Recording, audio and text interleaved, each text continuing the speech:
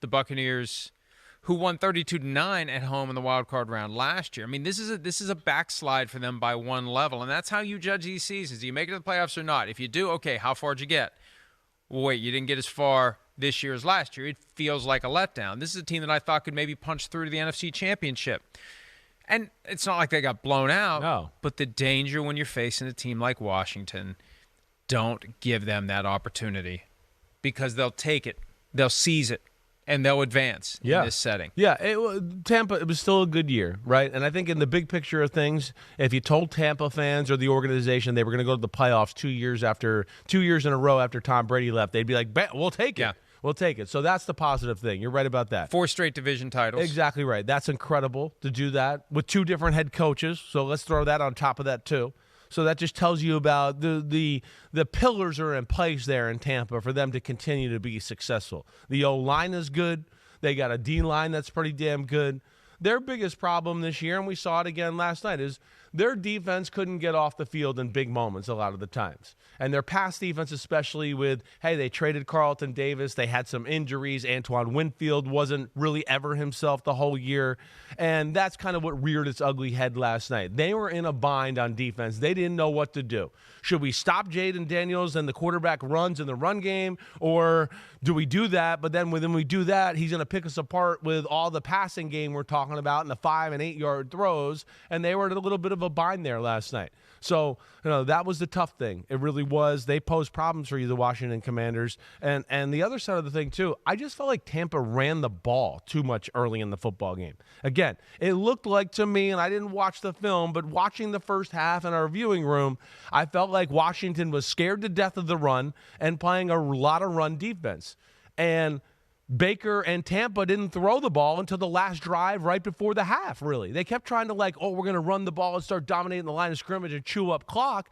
But that didn't really happen, and that goes back into why he only had 18 attempts in the game, because they kept doing that early on in the game, and then it wasn't until the drive right before the half where they had the 7-play, 74-yard drive where he hit 6 or 7 passes, and that made the first half stats look respectable. But the rest of the half there was too much run and a little bit too much of that, and I think it cooled off that Buccaneers offense. Yeah, I agree with you completely, and you wonder what the Tampa Bay Buccaneers need to get to the next level. Yeah. Their offense seems fine. Pretty close, right? I mean, it's maybe another receiver to the mix. You don't know what's going to go on with Chris Godwin. That's right. Right?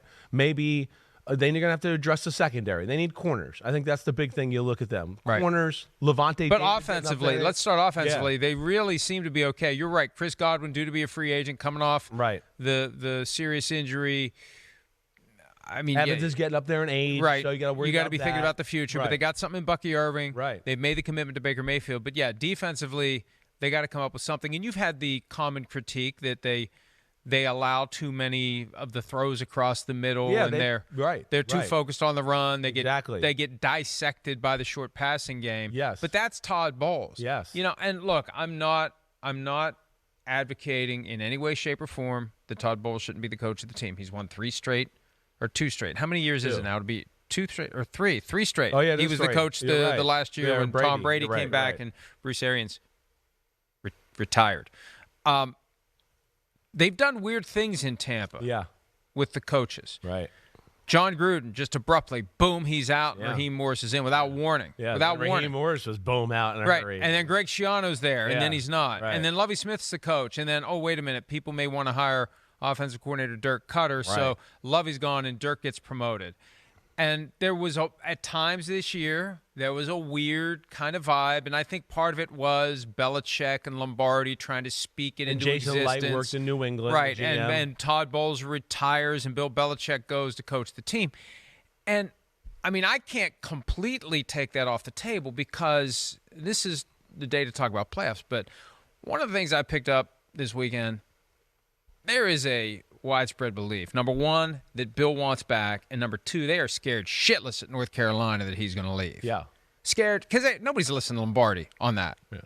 Belichick's the one, and he hasn't said anything in recent weeks about whether he's staying or not. But that I just kind of keep an eye. Yeah, I get you. Because I remember when Lovie Smith got fired. Right. I remember where I was. I'm riding my bike, playing Madden. Text comes through. Lovie Smith's out. It's like, what are you talking about? It was like 2-3 weeks after their last game. Yeah. So just with the Buccaneers, they have a history. So Todd Bowles shouldn't be fired, shouldn't be retired, but I can't, because I have to factor in how they've done things in the past, I can't ignore that some weird thing isn't going to happen now. Hey, Whether it's Liam Cohen stepping up, right, or here comes Bill Belichick riding in on whatever Keller horse he prefers to ride in on from Chapel Hill to Tampa Bay. They're certainly not scared to make, tough decisions, big decisions, whatever, shake things up.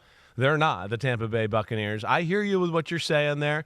I do. Liam Cohen is going to be a hot commodity at some point. I mean, this year he's going to get a few interviews. He has another year like he did this year. Next year, he's gone, and he will be a head coach somewhere.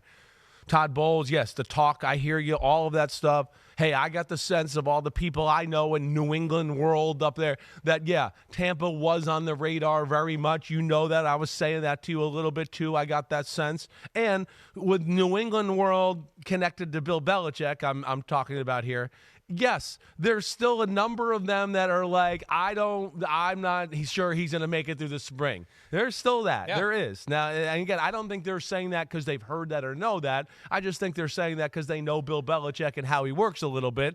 And he is a guy that, wrote on a napkin at one point like, hey, I'm not working for the Jets, screw you, and do that. So he's not scared to make bold moves either. I understand your thought there, and you're right. I'll have a little out of the corner of my eye peeking at that every now and then. I think that for the folks who cover the North Carolina program, or anyone's got the resources to go put boots on the ground in Chapel Hill and start digging around, I just have a feeling that you'll probably find something that would make for a damn good story about the vibe in the building, the fear in the building, the uncertainty. Because, the one, I think, basic observation, then we're going to move on and get back to the game here, but you can't walk into a college program and treat it like a professional program from top to bottom, because you got people that work there for years and years and years. They do things a certain way, and then all of a sudden you come in and you start, you're out, you're in, and it's all this chaos. College programs aren't built for that kind of internal chaos. Exactly right. You're right. It's a different world. I try to tell people that all the time. The college game and the NFL game are totally different in a lot of different aspects. We'll go over that stuff at some other time. But either way, I hear what you're saying there. I think we'll all have an eye out for Bill Belichick until we see all spots accounted for and we get deep enough here into the offseason to where we go, okay, he's definitely staying at North Carolina. But either way, like you said, Bowles has done a lot of good things and certainly doesn't deserve to be fired. And the Buccaneers are on the up and up under the watch of him and Jason Light. And they're in a division where it's easier to compete for a championship than others might currently be. Hi, it's Mike Florio. Thanks for watching PFT on YouTube. Hit subscribe for the latest news and analysis from Pro Football Talk.